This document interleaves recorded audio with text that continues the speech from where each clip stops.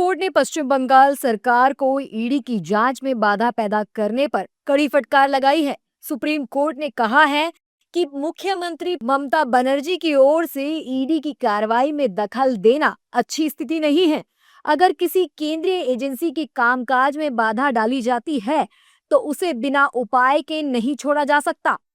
Supreme court द्वारा ममता सरकार पर फटकार लगाने के बाद सियासी माहौल भी गर्मा गया है। सत्ता पक्ष के नेताओं ने तीखा हमला बोलते हुए कहा है कि ये पहली बार है जब केंद्रीय एजेंसी के काम में रुकावट डालने के लिए खुद किसी राज्य की मुख्यमंत्री सड़क पर आई हो।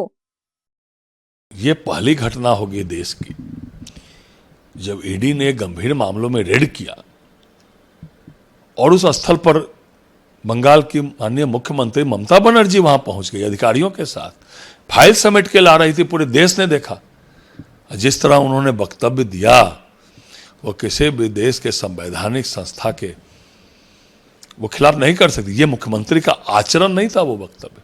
वो आईपैक के खिलाफ जो पक्ष में मूवमेंट किया है, ऐसा नहीं, वो सारी प्रातिষ্ঠাनिक संवैधानिक प्रतिष्ठान जो है सबका खिलाफ वो बोलने वाली आदमी है।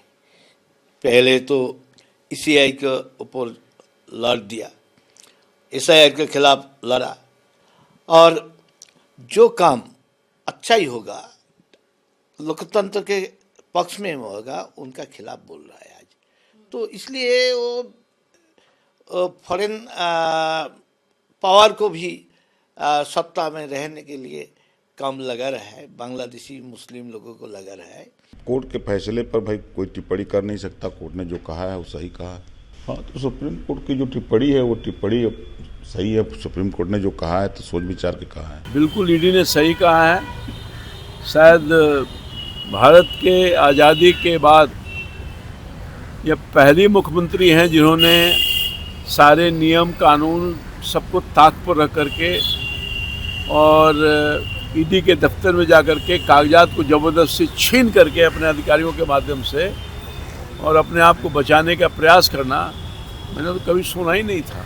हालांकि विपक्षी दलों के नेताओं ने इस मामले पर ईडी पर ही तीखा हमला बोला है।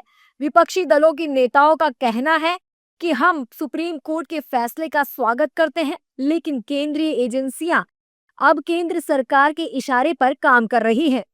माननीय सर्वोच्च न्यायालय के समक्ष बड़ी बड़ी चुनौतियां हैं, लेकिन हाल के दिनों में कई टिप्पणी थोड़ी असहज करती है। जैसे ट्रेड यूनियन को लेकर के टिप्पणी, domestic made servants, domestic workers का वो था एक मामला। अभी हाल के दिनों में भी कई अवसरों पर तो एक मॉरल निरंतरता मैं चाहूँगा हर इंस्टीट्यूशन में हो। और जब ईडी के बारे में खुद सर्वोच्च न्यायालय की पहले की टिप्पणियां बताती हैं कि कैसे ईडी एक पॉलिटिकल इंस्ट्रूमेंट बन जाता है, उस दृष्टिकोण को भी सामने रखते तो बेहतर होता।